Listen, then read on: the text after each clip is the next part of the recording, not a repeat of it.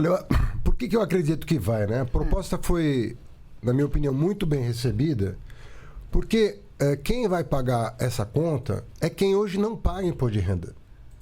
Então nós estamos, não é que nós estamos fazendo assim, vamos fazer bondade com 10 milhões de brasileiros que pagam imposto de renda e vamos fazer uma maldade com quem ganha mais de 1 milhão.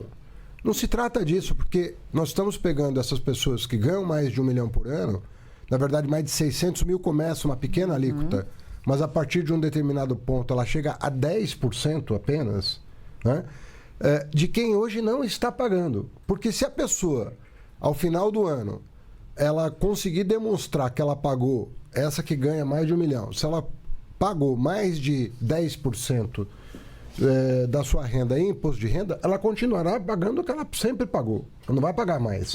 Ela só vai complementar aquilo que faltar para 10%. Então, na verdade, nós estamos falando de justiça tributária aqui. Nós não estamos falando... É a primeira vez que se faz isso no Brasil. Eu fico vendo os comentários, as pessoas querendo colocar lenha na fogueira, mas é uma das coisas mais tranquilas e justas que eu poderia imaginar que alguém pudesse fazer, né? Eu acho que eu fico me perguntando por que não se fez antes, né? Você sabe que até o Bolsonaro prometeu isentar o trabalhador até R$5.000 e depois desconversou. Depois que ganhou a eleição, desconversou e não fez nada. Aliás, ele fez pior. O Bolsonaro não atualizou a tabela do imposto de renda. Ele ficou 7 anos sem atualizar a tabela do imposto de renda.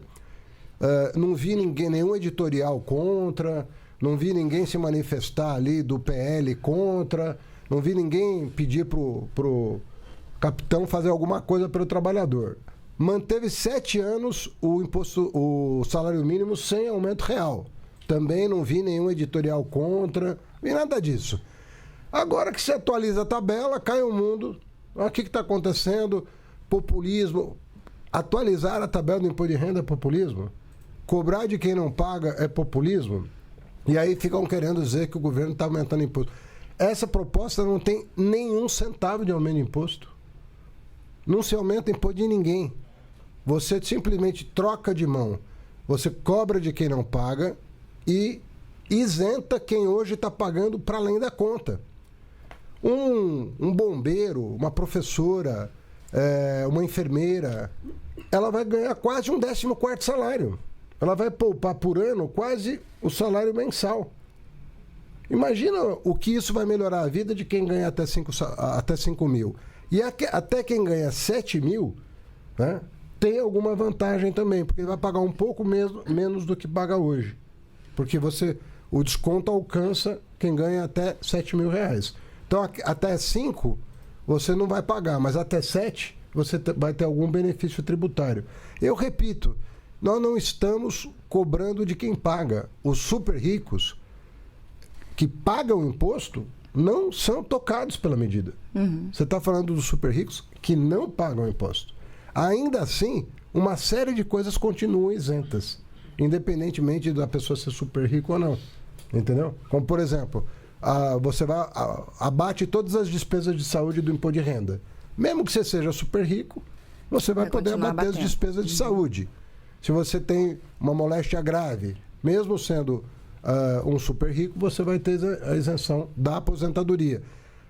Ou seja, continuam isentas uma série de atividades, alguns títulos incentivados para fomentar a infraestrutura e tal.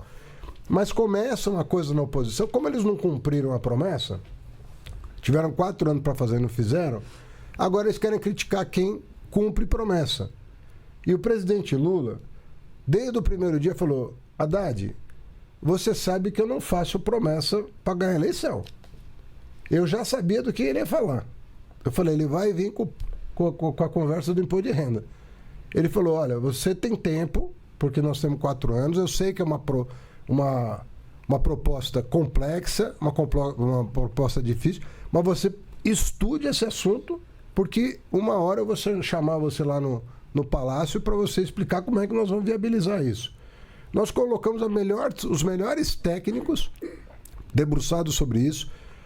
Falamos que depois da reforma do consumo, né, do imposto sobre consumo, o imposto sobre valor agregado, nós íamos mandar para o Congresso Nacional. Os especialistas que estão tratando disso são da Casa, uma parte, da própria Fazenda, e a outra parte são as mesmas pessoas que fizeram a reforma tributária. Marcos Pinto, Bernardo Api, Robson Barreirinhas e suas equipes. Nós estamos, só sobre esse projeto, mais de um ano dedicados. E aí vem lá uma pessoa dizendo que foi apressada a medida.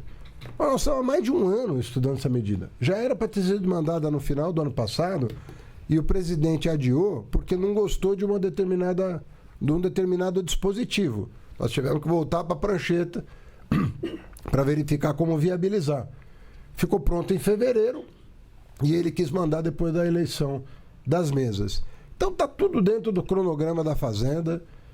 A Bolsa subiu, o dólar caiu depois do que nós mandamos, as pessoas estão entendendo, nós vamos explicar à exaustão como fizemos com uma reforma aguardada há 40 anos, que ninguém aprovou, e foi esse governo que aprovou, que foi a sobre consumo, e com toda a tranquilidade nós vamos aprovar, porque eu tenho certeza que mesmo a extrema-direita não vai ter argumento para não aprovar essa medida. Não consigo enxergar alguém da extrema-direita subir na tribuna e justificar a cobrança de imposto de renda de quem ganha até 5 mil. Importante para quem nos ouve que essa proposta é a partir de 2026, a declaração... Ela passa a valer, assim que aprovada, ela passa a valer a partir de 1º de janeiro. Perfeito. Você para de ter a retenção na fonte e quando for fazer a declaração, você não vai ter nada a recolher também. Maravilha. Ministro, vamos começar a chamar as rádios convidadas? Com o maior prazer. Então vamos embora. Então vamos lá para a Rádio Nacional de Brasília. E a gente está falando também, ministro, com a Rádio Nacional da Amazônia, Alto Solimões, com o Rio de Janeiro. A gente está em rede aí com a Rádio Nacional, entrando no Revista Brasil, com o Walter Lima. E quem faz a pergunta aqui para a gente é ele, Gabriel Brum. Bom dia para você, meu querido. Bom dia, Karine. Bom dia, ministro, né? Bom dia a todos que nos acompanham. Eu queria seguir com esse assunto da isenção aí para quem ganha até R$5.000 e lá no Congresso Nacional, né? Tem alguns pontos que chamam a atenção. Mesmo a taxação dos super ricos pode sofrer alguma resistência lá no Congresso. Tem a questão de estados e municípios que apontam aí perdas de arrecadação, mais ou menos 11 bilhões para estados e entre 11 e 12 bilhões para municípios. Então, são pontos que devem ter muita discussão lá dentro. Ministro, preocupa a possibilidade que surja algum desequilíbrio no projeto, né, que acabe afetando a neutralidade, né, que é um ponto muito destacado pelo senhor aí do projeto? Não, nós temos que ter a compensação, e se tiver compensação, não tem perda nenhuma para estados e municípios. Entendeu? Quando você faz o cálculo, é como se você estivesse abrindo mão da receita. Mas nós não estamos abrindo mão da receita, porque nós estamos cobrando dos super ricos que não pagam. Então, quando os super ricos que não pagam passarem a pagar uma alíquota mínima de 10%, você compensa quem ganha até 5 salários mínimos e vai deixar de pagar, e não há prejuízo para estados e municípios nenhum. Até porque eu já vi situação em que estados e municípios estão ganhando, mas como no governo do presidente Lula, não conheço. Você deve ter visto uma manchete da Folha de São Paulo até pouco tempo atrás, deve ter uns menos de 10 dias, dizendo que só de renegociação de dívida com os estados devedores, inclusive São Paulo, Minas Gerais, aqui Goiás, Rio de Janeiro, Rio Grande do Sul, eu estou citando esses estados que são os grandes devedores do país, governados pela oposição. Nós estamos falando de 1,4 trilhão de reais que a União abriu mão. Agora, tem menos de um mês que isso aconteceu.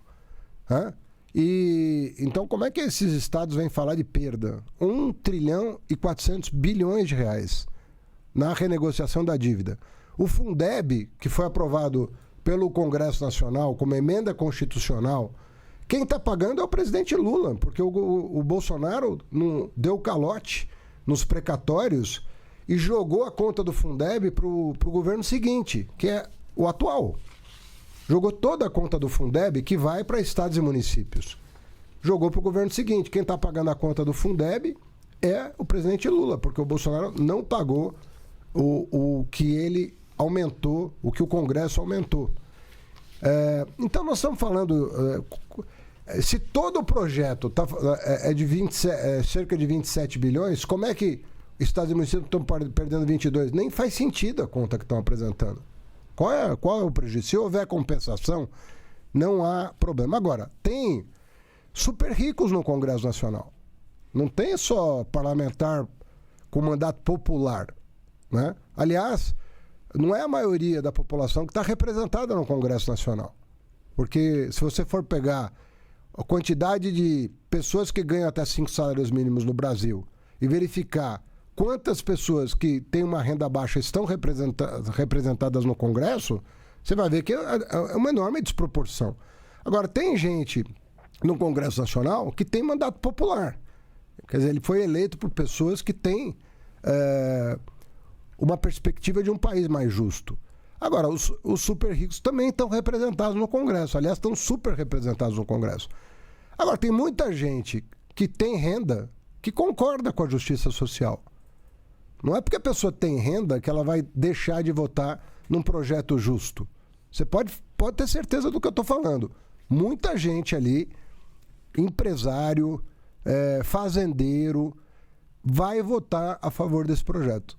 Porque sabe que ele é justo. Ele sabe que tem que ter um imposto mínimo para super ricos, que é de 10%. 10%. O trabalhador paga até 27,5%. Nós estamos falando de 10%, que é a alíquota média de um trabalhador de classe média, que ganha até R$5 mil, ele paga uma alíquota efetiva de cerca de 10%. Nós estamos fazendo essa conta. E com isso a gente vai, ministro, lá para Cuiabá. Vamos lá, a Mato Grosso, vamos para a Rádio Vila Real, porque a Mariana da Silva já está com a gente. Oi, Mariana, bem-vinda, bem-vinda. Bom dia, ministro, bom dia, equipe da EBC. Estendo aqui meus cumprimentos também em nome do programa Tribuna da Rádio Vila Real FM 98.3 aqui de Cuiabá, capital de Mato Grosso, transmitindo para dezenas de municípios do estado. Ministro, ainda falando sobre esse projeto que prevê a isenção do imposto de renda de até R$5 mil para uma parcela da população, a renúncia fiscal que pode ser gerada ao nosso estado gerou uma repercussão que preocupa o executivo estadual. O governador de Mato Grosso, Mauro Mendes, ele estima que essa perda pode ser na casa de até R$700 milhões de arrecadação ao ano, e ele cobra inclusive uma compensação por parte do governo federal. Em contrapartida, o nosso estado ele também é líder na produção de diversos setores do agronegócio, né, que movimentam valores aí na casa dos bilhões. E temos também no nosso estado cidadãos que se enquadram como super ricos. Como o senhor avalia esses contrastes econômicos da nossa região? O senhor está preparado para as reações que o setor produtivo, em especial o agronegócio, vai ter diante dessa medida caso ela seja aprovada? Vai enfrentar uma resistência do setor? Olha, é óbvio que tem pessoas que ganham milhões por ano e que não querem pagar imposto de renda, né? Você que é trabalhadora, você tem o seu imposto de renda abatido na fonte. Você não tem nem como escapar do imposto de renda, porque ele é recolhido automaticamente para a Receita Federal. Agora, evidentemente que tem pessoas milionárias que têm 1, 2, 3, 5, 10 milhões de renda por ano que não pagam imposto de renda nada e querem continuar não pagando. Mas não é, na minha opinião, não é a maioria das pessoas. A maioria das pessoas sabe que tem que contribuir para um país mais justo. O que a imprensa deveria estar discutindo hoje é como nós, sendo uma das 10 maiores economias do mundo, voltamos a ser uma das 10 maiores economias do mundo, como nós figuramos entre as 10 piores distribuições de renda do mundo. É isso que nós temos que explicar para a sociedade. O Brasil está entre os 10 países com pior distribuição de renda do mundo. Isso se deve muito ao imposto sobre consumo que nós reformamos.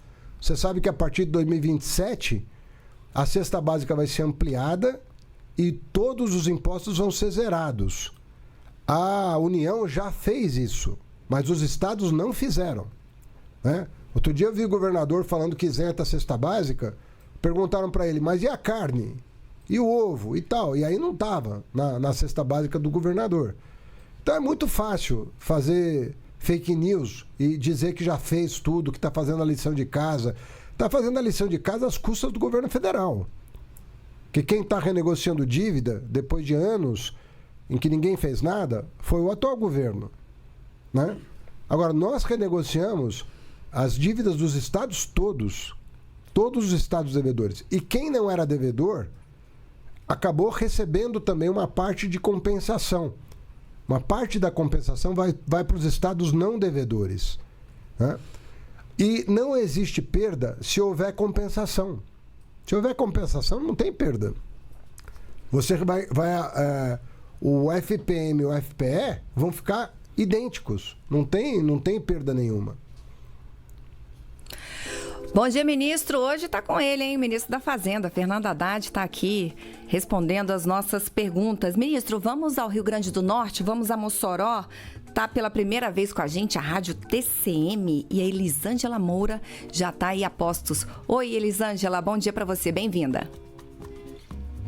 Muito bom dia, Karine, obrigada. Bom dia, ministro. Bom dia a todos que acompanham a BDM e aqui os nossos cumprimentos em nome não só aqui da Rádio 95 FM, mas de todo o grupo TCM, que não é só Mossoró, mas a TCM-RN transmitindo aí para mais de 70 municípios. Ministro, a gente sabe que os R$5.000 foi uma promessa, né? Uma promessa do presidente Lula, mas em algum momento, nesse período, nesse processo, vocês chegaram aí a cogitar um valor maior que esses 5.000 para atingir, digamos assim, uma parte maior da classe média aqui no nosso país? Não, na verdade, os beneficiários chega até 7.000. A isenção completa chega a 5.000. Né? Lembrando que esse ano vai chegar a 2 salários mínimos, como aconteceu no ano passado. É a maior atualização de tabela do imposto de renda que eu tenho lembrança, né? E, na verdade, o que nós devíamos prestar atenção é que durante 7 anos os governos aumentaram o imposto de renda disfarçadamente. Porque como você fazia um acordo com o seu patrão para aumentar o seu salário de um ano para o outro, quando a tabela do imposto não era corrigida, na prática o Estado estava passando a mão em mais imposto. Então é muito engraçado quando o bolsonarismo fala em aumento de imposto, ele disfarçadamente aumentou o imposto de todo mundo. Se você pegar nos 4 anos o que você pagou de imposto de renda, a cada ano você pagou mais. Porque a tabela não sendo corrigida, ela vai comendo o seu salário. O seu salário era corrigido, ainda que pela inflação, mas a tabela não era corrigida sequer pela inflação. Então era uma forma disfarçada de, sem ter que aprovar a lei, aumentar o imposto sobre os trabalhadores. Porque sobre o andar de cima, eles nunca fizeram nada. Vamos pegar o caso dos fundos fechados e dos fundos offshore. Quem tinha, como o meu antecessor, por exemplo, que tinha muito dinheiro em paraíso fiscal, ele não pagava imposto, porque ele tinha dinheiro em paraíso fiscal. Agora isso acabou. Você tem dinheiro em paraíso fiscal, se o Estado brasileiro sabe que você tem, ele vai cobrar um imposto de renda. Agora, tudo isso que está sendo feito, repito, não é para aumentar a arrecadação. A arrecadação do Estado brasileiro já foi muito maior do que a atual, né? Ela beirava 19% do produto interno bruto, né? Nos anos em que o país crescia muito, você tinha equilíbrio fiscal porque você tinha uma base fiscal maior do que você tem hoje. O que nós estamos fazendo é justamente justiça social. Você está cobrando, repito, 10%, que é o que a classe média paga de imposto de renda, não é o que... chega até 27,5%. Mas eu estou falando de pessoas que ganham 5, 6, 7 mil reais. A alíquota efetiva delas é de cerca de 10%. Contra um super rico que não paga isso. E você está dizendo, olha, super rico, você vai completar o que falta para 10%. É o começo de uma discussão que o Brasil vai ter que fazer durante muitos anos, de buscar a justiça tributária. O grande mérito dessa proposta é que ela abre uma avenida para a gente discutir justiça tributária. Como fizemos com a caixa preta dos incentivos fiscais. As empresas tinham incentivos fiscais e não declaravam para a população o quanto deixavam de pagar de imposto. A presidência do antigo presidente do Banco Central, que vou lembrar, o antigo presidente do Banco Central foi nomeado pelo Bolsonaro e ficou 2 anos além do mandato do Bolsonaro, né? Na presidência do Banco Central,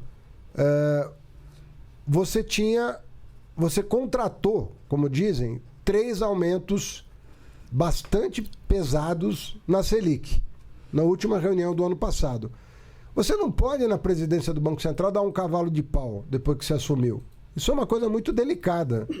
Quer dizer, o novo presidente, com os novos diretores, eles têm aí uma herança a administrar, mais ou menos como eu tive uma herança a administrar em relação ao Paulo Guedes. Não foi fácil você manter o país funcionando depois de 2022. Em 2022, foi feito um estrago nas contas públicas brasileiras para garantir o resultado eleitoral que você não pode imaginar. Imagina vocês, os estados que estão reclamando hoje de um governo que só repassa recurso, chegaram a ter 40 bilhões de reais tomados dos seus cofres para baixar, durante o período da eleição, o preço da gasolina. Como o preço da gasolina chegava a R$10 o litro, em algumas localidades do Brasil, 8, 9, R$10 o litro, o Bolsonaro, no desespero, pegou o dinheiro dos governadores e repassou para a bomba, para diminuir o preço. Você imagina o que foi administrar essa loucura? Uhum. Aqueles auxílios todos que eram dados na véspera da eleição, para taxista, caminhoneiro, que também era um dinheiro que foi pago ali na boca de urna, praticamente, né? Como é que administra isso? O consignado da Caixa Econômica Federal, para quem recebia auxílio emergencial, foram 11 bilhões de rombo. Tudo isso teve que ser administrado. Então, quando tem uma transição tumultuada, é um problema, entendeu? É um problema. Agora, eu acredito o seguinte, com tudo isso, né? Com tudo isso, eu penso que a diretoria do Banco Central, né? Os técnicos do Banco Central são pessoas muito respeitáveis. São pessoas que estão ali, é uma categoria muito qualificada, né? Então, vão fazer o melhor pelo país, vão buscar o melhor pelo país, mas tem um trabalho a fazer aí. Tanto o executivo tem um trabalho a fazer. Nós aprovamos no final do ano passado um ajuste fiscal importante. Nós temos um marco fiscal que está sendo cumprido contra as projeções feitas por vários analistas. Nós vamos, esse ano, cumprir os nossos compromissos de meta, e o Banco Central tem a meta de inflação para cumprir também. Assim como eu tenho a meta fiscal para cumprir, que é aprovada pelo Congresso Nacional, o Banco Central tem a meta a cumprir, que é a meta estabelecida pelo Conselho Monetário Nacional.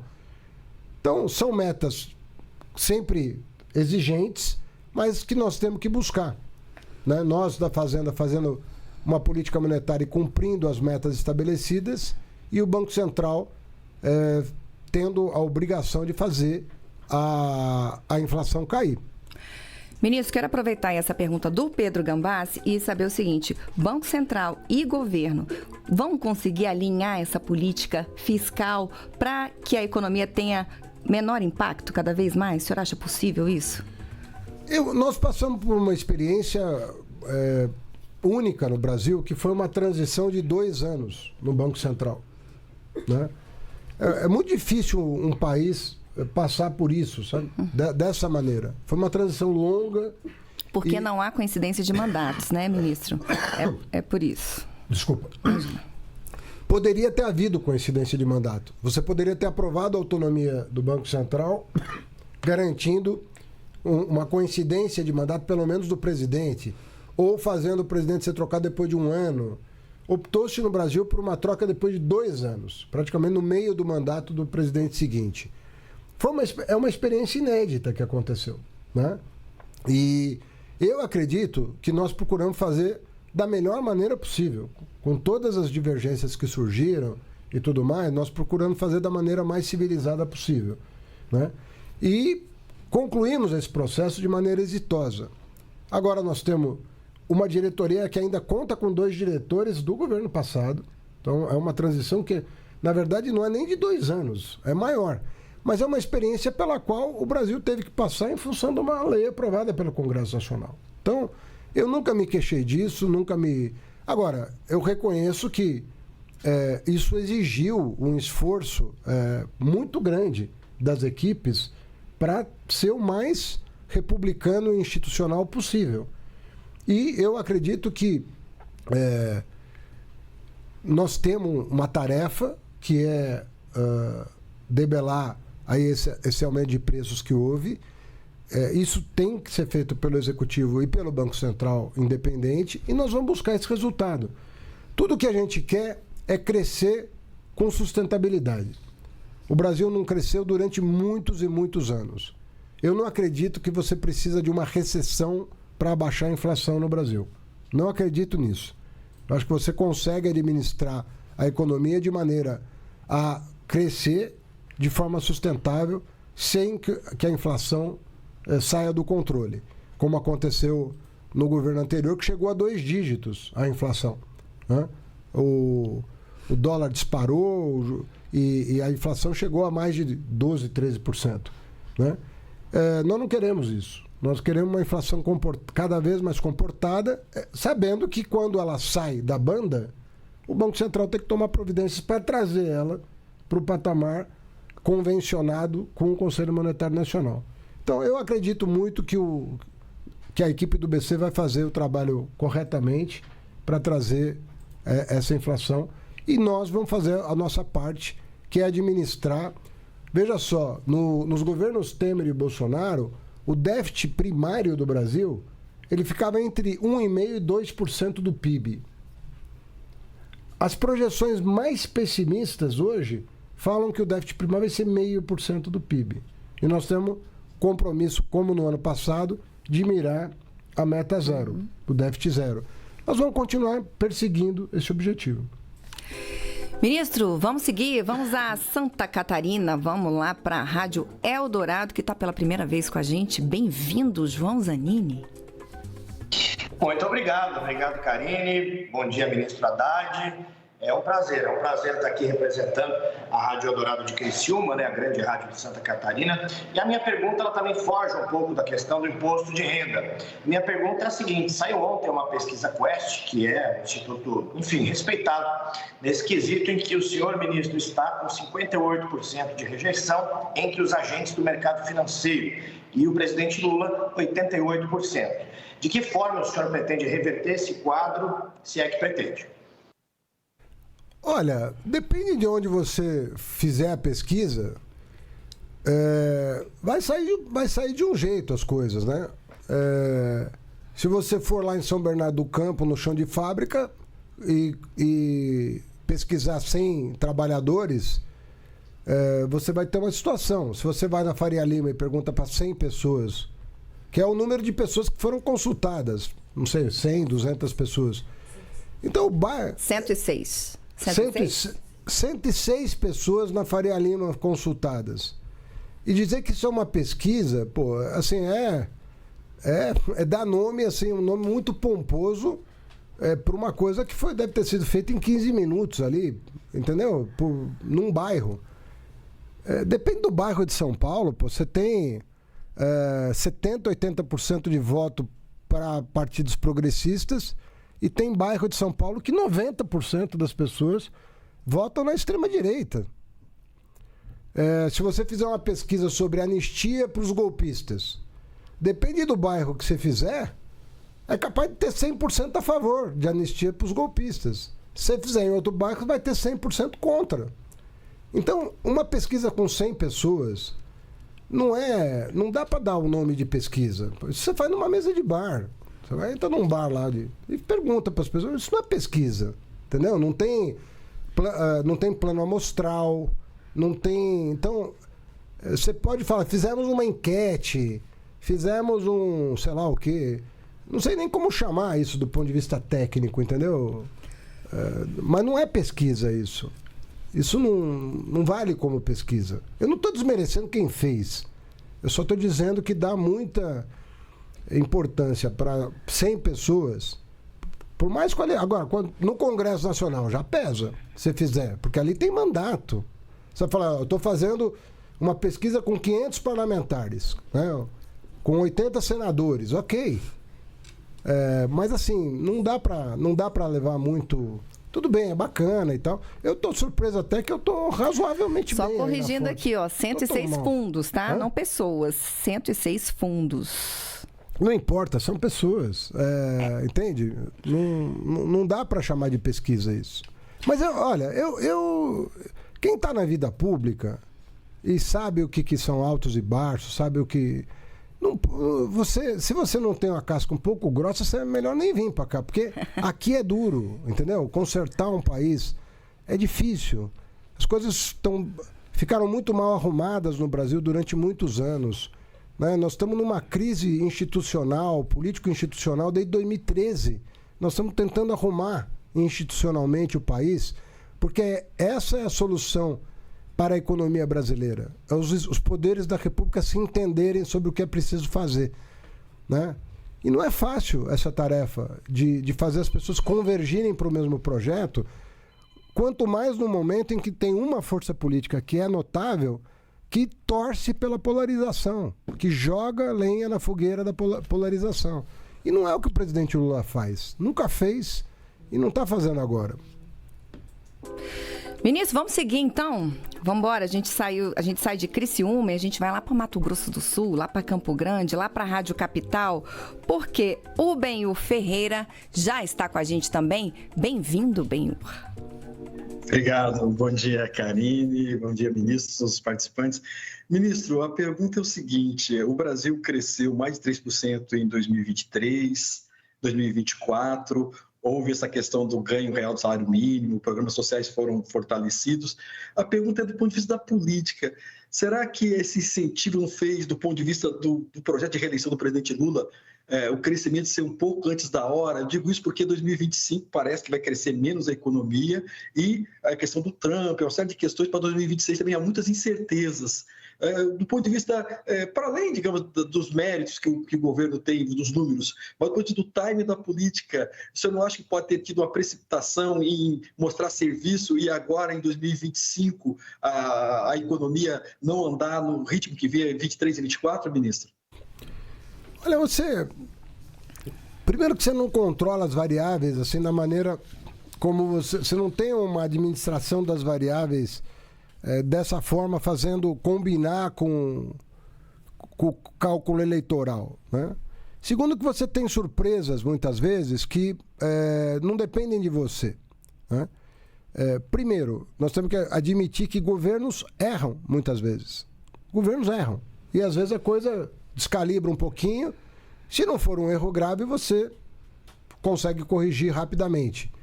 E eu acredito realmente que o governo Lula pode ter cometido erros, mas não cometeu um erro a ponto de não haver tempo de correção, né? A administração da economia é uma coisa delicada, sobretudo nesse ambiente político que nós estamos vivendo. A segunda coisa, então não estou querendo aqui afastar a responsabilidade de ninguém, nem minha, nem de ninguém. Segundo ponto, o externo você não controla. Eu vou te dar um exemplo. Eu presidi a trilha financeira do G20 o ano passado, que são as 20 maiores economias do mundo.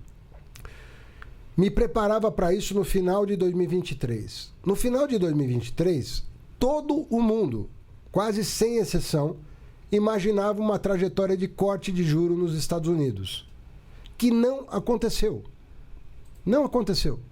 E não havia um único analista nos fóruns internacionais que não imaginava que a partir de março, os mais pessimistas, de junho do ano passado, o corte de juros aconteceria nos Estados Unidos.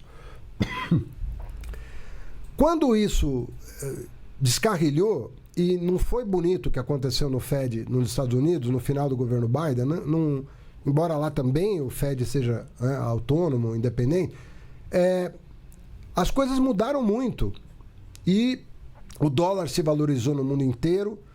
Isso trouxe muita preocupação para o mundo inteiro. Eu peço desculpas porque eu estou no fim de uma sinusite aqui que não terminou, então me perdoem. Tranquilo. Mas o que eu estou querendo sugerir é que, primeiro, os governos não são perfeitos, não são irretocáveis. Em segundo lugar, tem muita variável que você não controla. Você não controla clima, você não controla ambiente externo, você não controla inundação, você não controla essas coisas.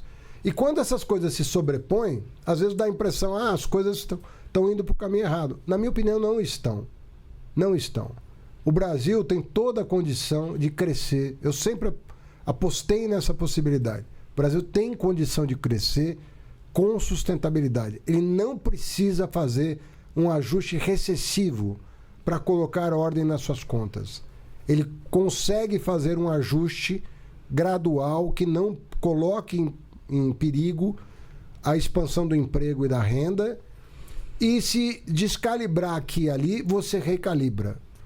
Mas busca um traçado que permita ao Brasil crescer. Nós não podemos cair no erro dos anos anteriores a esse governo, em que nós imaginamos que crescendo pouco nós íamos colocar a ordem nas contas. Nós não vamos colocar. Nós temos que achar um traçado para o nosso caso. Para o nosso caso. E não um traçado que pode dar certo em outros países que estão numa situação mais dramática que a nossa. Não é o caso do Brasil. Nós temos que perseverar. Continuar trabalhando, arrumando o que precisa ser arrumado, mas garantindo a expansão do produto interno de forma sustentável. Rádio CBN, Rio de Janeiro. Bem-vinda, Natália Furtado. Obrigada, Karine. Bom dia para você. Bom dia, ministro. Ministro, já se foi muito falado sobre a necessidade de mais controle de gastos públicos, né? A gente sabe que isso impacta na inflação, na taxa de juros, também na valorização do dólar. Na semana passada, o presidente da Câmara disse que a agenda econômica foi integralmente apoiada pelo Congresso, mas que falta apoio dentro do próprio governo. Queria saber o que falta para o governo entrar em uma agenda de responsabilidade e se o senhor acha que falta realmente apoio dentro do próprio governo. Olha, Natália, eu acho ruim assim ficar empurrando responsabilidade. A responsabilidade é do Congresso, a outra é do Supremo, a outra é do Executivo. Eu acho que todos nós temos que fazer um esforço para o bem do país. É evidentemente que quando nós mandamos uma medida para o Congresso e o Congresso diz nós votamos. Sim, mas o Congresso vota coisas necessariamente em desacordo com a proposta original. E é da vida democrática que isso aconteça. Deixa eu te dar um exemplo.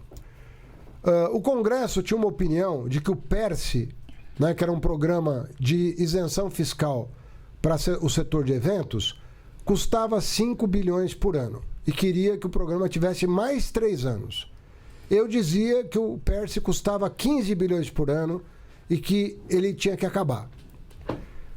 Foi um embate. No final das contas, nós chegamos num acordo. Vamos fazer o seguinte, vamos botar mais 15 bilhões na mesa e quando acabar o dinheiro, acabou o PERSE. Se levar 3 anos bem, se levar 2 anos bem, se levar 1 ano bem. O que aconteceu?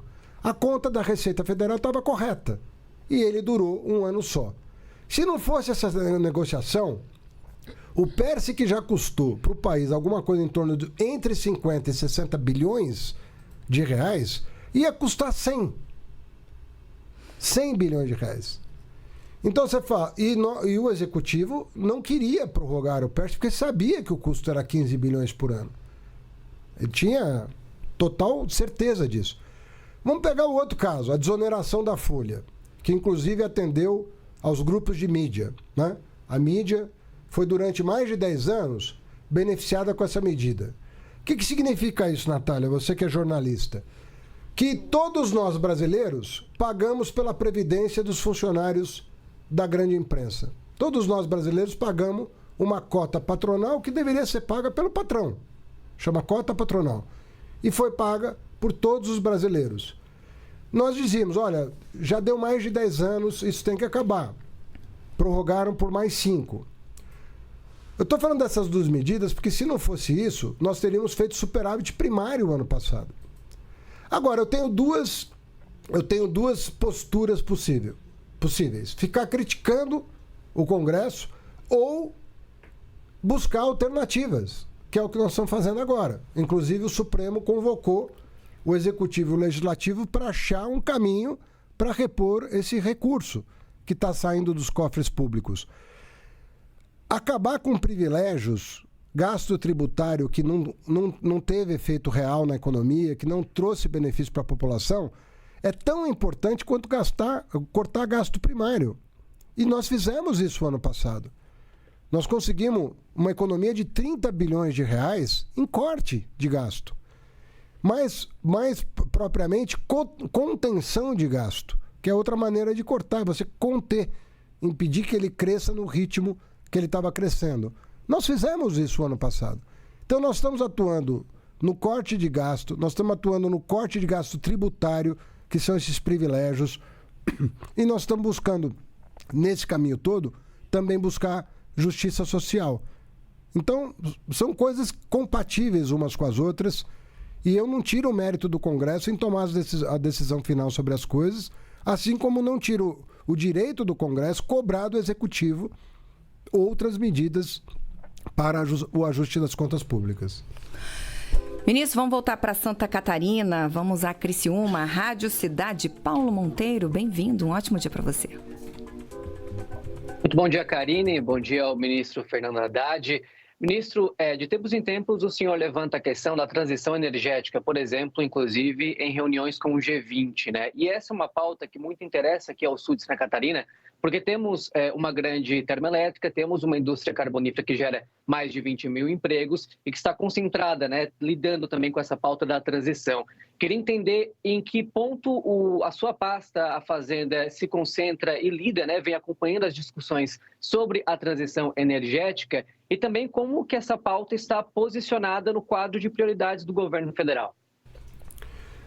Olha, Paulo, muito obrigado pela pergunta. Eu acredito, Paulo, que o Brasil seja dos poucos países do mundo em que o tema da transformação ecológica seja assunto do Ministério da Fazenda. Eu tô te garantindo que são poucos os países que adotaram esse tipo de governança.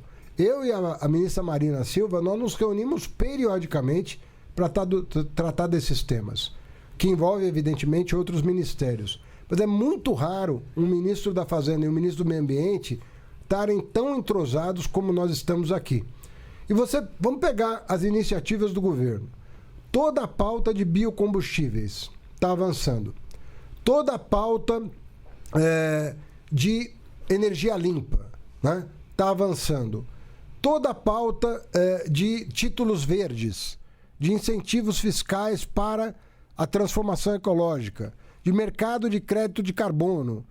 Quer dizer, o Brasil, a taxonomia, que é aquela classificação das atividades poluentes, não poluentes, captadoras de carbono, emissoras de carbono, para fazer uma combinação e a pessoa e as empresas poderem se ajustar no tempo a isso. Quer dizer, o Brasil vai ter uma COP esse ano em que ele, como hóspede da COP, como anfitrião, vai apresentar as propostas mais ousadas para o meio ambiente. Por exemplo, pagamento de serviços ambientais de floresta em pé dos países tropicais. A questão do mercado internacional de carbono. Nós estamos na fronteira da discussão do mundo em relação a isso e temos toda a condição de continuar liderando. A queda do desmatamento é um negócio muito importante da gente voltar a celebrar. Eu não vejo isso ganhar tanto destaque quanto deveria. Mas nós estamos devastando a nossa floresta. Isso estava prejudicando, sabe quem? O agronegócio. O agronegócio no Brasil estava ficando com uma péssima reputação, porque até injustamente estava atribuindo ao agro a devastação da floresta, que muitas vezes não tem nada a ver com o agronegócio, mas estava ficando na conta do agro. Nós sabemos que a área de agricultura e pecuária está longe, muitas vezes, da floresta. São maus brasileiros que querem tomar posse ali, devastar a floresta, tomar posse para botar... O agro moderno, ele está cada vez mais sensível a questões ambientais, porque é um selo de qualidade do produto brasileiro. Mas estavam ficando com a fama e a devastação acontecendo. Essa redução do desmatamento é o que está abrindo mercados para o agro brasileiro no mundo inteiro. E o Brasil está processando parte do seu alimento. Nós não estamos só exportando in natura, nós estamos industrializando parte do nosso alimento e mandando para fora, já industrializado. Então nós temos uma oportunidade nessa área ambiental incrível, incrível, nessas áreas todas que eu citei. E nós temos que aproveitar essa vantagem nossa. Agora nós estamos terminamos de apresentar para o presidente uma política nacional para data center, que a inteligência artificial precisa de muita energia para processar dado. É o consumo de uma cidade, muitas vezes, um equipamento de data center. Eu mesmo me surpreendi com os dados, mas é uma coisa medonha de grande. Mas o Brasil tem energia sobrando, limpa. Então nós podemos atrair investimento para cá com inteligência, porque tem que ficar alguma coisa no Brasil, não pode ser tudo, né? Nós temos que, inclusive, reservar uma parte dos serviços para atender a demanda local, que hoje é atendida no exterior. Nós estamos importando serviços de inteligência que podiam ser feitos aqui. Então nós temos também aí uma super oportunidade de fazer as coisas bem feitas. Ministro, vamos fechar o nosso giro de rádios, então, lá com Belém do Pará. O senhor estava falando aí na COP agora há pouco, ó. Vamos lá para a Rádio Clube do Pará. Nonato Cavalcante já está com a gente. Oi, Nonato, bom dia. Tá com o microfone fechado, Nonato. Vamos lá? Não, infelizmente não temos microfone do Nonato, tá fechado. Enquanto a gente tenta ajustar, ministro... agora sim, agora temos. Vamos lá. Então, vamos lá. Karine, bom dia. Ministro Fernando, muito bom dia. Eu tenho aqui, efetivamente, 2 perguntas para fazer ao ministro Fernando Haddad. Os juros estão em níveis de 2016. E o Banco Central sinalizando uma nova alta para o mês de maio. Esse é o primeiro ponto da minha pergunta. Segundo ponto da minha pergunta. O crédito consignado com garantia do FGTS, ministro, pode aliviar trabalhadores endividados, mas preocupa o risco de superendividamento. A pergunta é, o governo planeja alguma medida para evitar que isso aconteça? E como é que fica o tal do empréstimo consignado com juros de 14,25%, com previsão de nova alta no mês de maio? O que é que pode impactar o trabalhador que está, evidentemente, necessitado desse empréstimo consignado? Donato, excelente pergunta, mas olha só, é justamente porque o juro está alto e nós temos um Banco Central independente, né, que fixa o juro, é que nós temos que tomar medidas como essa para proteger o trabalhador. Eu vou te dar um exemplo concreto. Você está falando que o juro está 14,25 ao ano, perfeito? Subiu para 14,25 ao ano, o que eu considero uma taxa elevada. Você considera, eu considero, todos que nos ouvem consideram. Só que o trabalhador, Nonato, que vai a um banco hoje sem garantia e pede um crédito pessoal, ele está pagando entre 5% e 6% ao mês. Veja o que eu estou dizendo. O banco capta um pouquinho mais do que 14,25 ao ano, né, porque ele tem que pagar um a mais aí para captar. Então vamos supor que ele pague 15% ao ano, ou 16% ao ano, e ele empresta para o trabalhador no crédito pessoal a 6% ao mês. Então em 2 meses, em 3 meses, o trabalhador pagou todo o juro que o banco está pagando para captar. E, no entanto, ele tem os outros 9 meses para receber juro do trabalhador. Quando você faz um projeto como esse crédito consignado, você está estendendo para o trabalhador seletista aquilo que já é direito do aposentado e do servidor público. Então você vai derrubar essa taxa de 6% ao ano que ele já está pagando e sempre pagou. Sempre pagou. O crédito pessoal sempre foi muito caro no Brasil, mas muito caro. Mesmo quando o juro era baixo, o crédito pessoal sempre foi caro. Nós estamos criando uma modalidade que vai permitir, apesar do aumento da taxa Selic, a pessoa, a partir da semana que vem, vai conseguir ir no banco. E eu peço a você, ouvinte, a seguinte consideração. Você que tem uma dívida hoje com o banco no crédito pessoal, fale calmamente com o seu gerente. Pergunte quanto você está pagando de taxa de juro nessa linha de crédito. Você vai encontrar um número alto, quase com 100% de segurança, acima de 5%, acima de 6% ao mês. Aí você, que tem carteira assinada, vai poder chegar para o gerente do teu banco ou de outro banco, porque não necessariamente você tem que fazer isso com o seu banco. Você pode ir em outro banco e no teu banco e comparar taxas. Olha, se eu fizer um crédito consignado em substituição ao crédito pessoal, qual é a taxa de juros que você vai me cobrar? Você vai ver que você pode se surpreender positivamente com a resposta. Essa taxa de juros pode cair muito a depender de por quanto tempo você está empregado, em que setor da economia você está empregado. Você pode eventualmente ter uma redução muito expressiva da taxa de juros, o que vai impactar na prestação que você paga para quitar esse empréstimo. Então, apesar do aumento da Selic, nós estamos abrindo um caminho para permitir que você renegocie as suas dívidas a taxas mais civilizadas.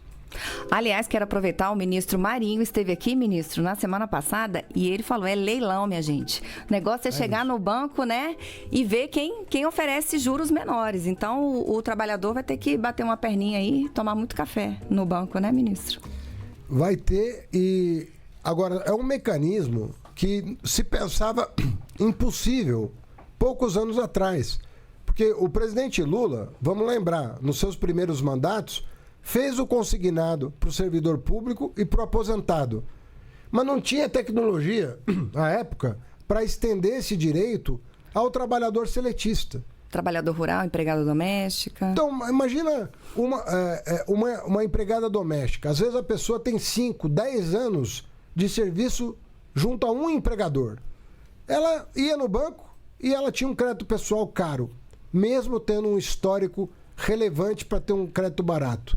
Agora essa pessoa vai poder ter um crédito barato. Então não tem nada a ver com superendividamento, é o contrário disso.